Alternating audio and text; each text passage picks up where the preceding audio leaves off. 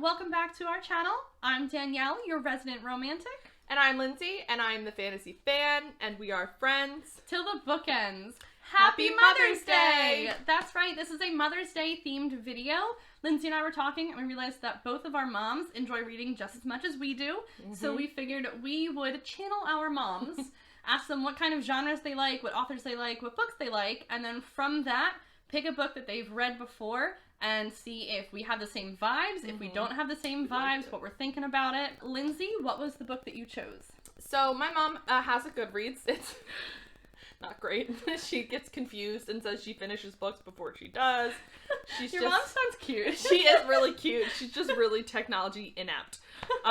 So she's a Goodreads. So I went on my mom's Goodreads and I looked at one of her, like, she has 5-star books on there. So I looked through that and then I asked her, like, what are some of your favorite books that you've read recently? And the one that stood out to me, because I had it on audiobook and because she really liked it, was The Huntress by Kate Quinn. We'll flash a picky. But essentially in this book, we're following 3 different timelines, and it's a kind of World War II historical fiction. And I love history. I'm a history teacher, so I jam with history, but I often find that World War II books are very overdone because there's so many. This is true. And they're all sad, and I was like, listen, I get it. But I would love to read other time periods. So anyway, but I was kind of like, I'm not sure how I'll feel about this, but essentially we're following 3 different timelines, and our first one, we're following a girl named Jordan whose father has recently remarried kind of a younger woman. She has a young daughter, and so they're now kind of a blended family. They're living in Boston, and this woman, Anna, kind of has a mysterious past that Jordan's not really sure kind of what the deal is, but she starts to investigate. I believe she's about 18 or 19, so she's like relatively close in age to us.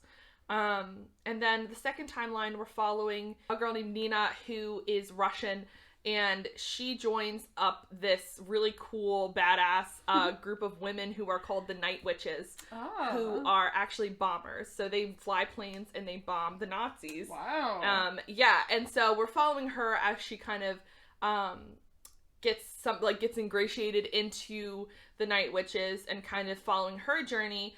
And then the third timeline we're following is a reporter named Ian who has a connection to Nina, but we're not sure what it is yet. We know that they know each other. He's looking for someone named the Huntress who was responsible for his brother's death. And the Huntress was essentially this woman who was kind of like a Nazi spy who would kill children and men and women and basically anybody. And so she's like evil. And so Ian's determined to find her and bring her to justice for the murder of his brother. And all of these timelines converge. So that's kind of the basic summary of the book. So what did you choose for yours? Yes. So I was a little picky with mine because my mom does not have a Goodreads, which also works out because I have a very poorly updated Goodreads. So, you know, mother-daughter.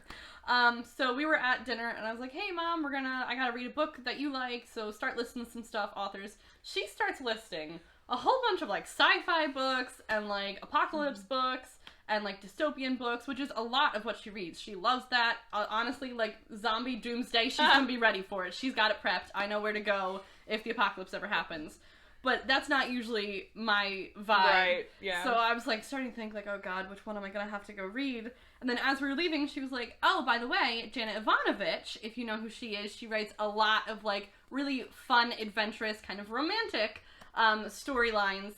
She has a kind of bounty hunter FBI mix series. The 7th book came out either early this year or middle of last year. And she was like, she has that series, you might be interested. And I was like, now we're talking. So I picked up the first book in the series. It is called The Heist. It is by Janet Ivanovich and Lee Goldberg. And if you have ever seen White Collar, it is... I do love that show. Wow. White Collar has my heart. It is very similar to that in that you have an FBI agent, Kate O'Hare, and she has been hunting this criminal, Nick Fox. And she's been hunting him for like years now. She finally catches him, but then he escapes. Ooh. And it turns out that they're actually setting him up to be a CI, or a criminal informant. And so you have that kind of combination, just like you have on White Collar, except here it's a girl and a guy. And already, like, in the beginning, it's already flirtatious. He's already a charming guy, and she's already, like, that's not working on me. But then inside she's like, that's working on me. Working. Yeah. So, like, honestly, you can't get any better than that. It's a short summary, but you really don't need to know much more. If you haven't seen White Collar, though, you should definitely go watch it. Yes, Matt Bomer is top notch. So good. Peak. All right, so Lindsay, what did you give The Huntress overall? So I gave this book a 4.5 out of 5. Hey, I not actually bad. really liked it. I listened to it via audiobook, and the audiobook was done really, really well. Whoever does the accents was on point because they had to do Boston, American, Russian, and British, and also German. And so, like, they did very good. Whoever that audiobook narrator is deserves awards. Oh, wow. She was fantastic. I thought it was really good. I thought that I don't really love books usually with a whole bunch of timelines because my brain gets confused. That's what I was going to ask you. You don't usually like dual timelines, and this one has triple timelines. Yeah, but I thought everything was very clear as far as separation goes, and the way that they converged was very interesting. I did think that it was predictable, but I think that was the point. You were supposed to pick up on these, like, breadcrumbs that the author was dropping. I really loved Nina as a character. She's bisexual, which was a really cool, because I feel like you never see historical queer rep. Right. I really loved Jordan, too, as a character, because she loves her dad so much, and she just wants to be there for him, but she has some reservations about the woman that he's marrying, and so she kind of, does her little sneaky thing, and, she also feels pressure to marry a boy that she doesn't love. Of course. And whatnot, because of the times, and I did like Ian as a character as well, because he is kind of one of those characters that takes the moral high ground, where he's like, I'm not going to murder the lady that killed my brother. I want to bring her to justice. But everybody else is like, if we just murder her, nobody will know. Right. And he's like, no.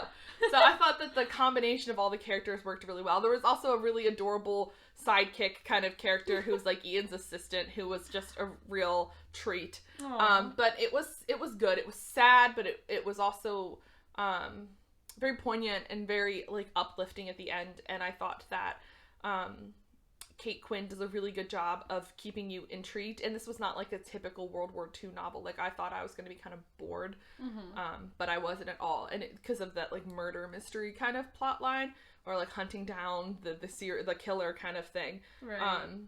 It was really good. I would read from Kate Quinn again. So good. Sharon, you have good taste.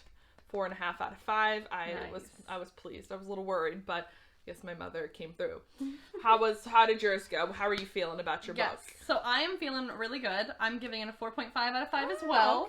Okay. So I really enjoyed it. It definitely gave me strong vibes of White Collar, the, unlikely alliance at first. And of course it is a 7-series book. So if you compare it to White Collar, right, the first season really is the FBI matching with the criminal informant and going, okay, here are the rules. Yeah. Let's stick to them. They're setting up. Right. Yeah. Kind of the relationship building there. I was a little picky and I didn't give it a full 5 because I personally thought that the romance could have, started a little sooner, but it's also a 7-series book. So, okay, that's fine. I can wait. The other thing that it did not get a full 5 out of 5 is that I think because this first book was really setting up the relationship and everything, and this first book, it's their very first mission together, there were a lot of time jumps. Like, there was a 1-week time jump, and then there was a 2-week time jump, and there was an 8-week time jump, and I was like, alright, can we just, I know you have to plan for the heist that's gonna happen, but, can we slow it down a little bit? Yeah. The other thing is that it jumped perspectives a lot without really indicating who it was. Which, that's confusing. Yes. Yeah. I liked the overall perspectives we get from not just the 2 main characters, but some side characters. But aside from, a paragraph break kind of thing, you really don't get an indication of who you're reading about until after a couple paragraphs. I always personally dislike it when they don't put who it is. Yeah. That's just me. Yeah. I think that's confusing. Right. A little bit. Thank you. Absolutely. So, Janet, alright. That's fine. I definitely will continue the series, though, and, I don't know, Janet Ivanovich, let's see what else you got going for me, but, Mom, you did good. Alright, so maybe our moms do have decent reading taste. I was a little worried that my mom was going to pick something wild for me to read. I was worried I was gonna have to read sci-fi, which sometimes turns out good, but I'm always apprehensive, so... Yeah, definitely. Worked out really well for both of us. We, moms, we love you. Yes, we love you very much. Thank you so much for bringing us into this world, and for bringing us into the book world specifically. Yes. Everyone take some time to appreciate their moms, and we will catch you in our next video. Bye!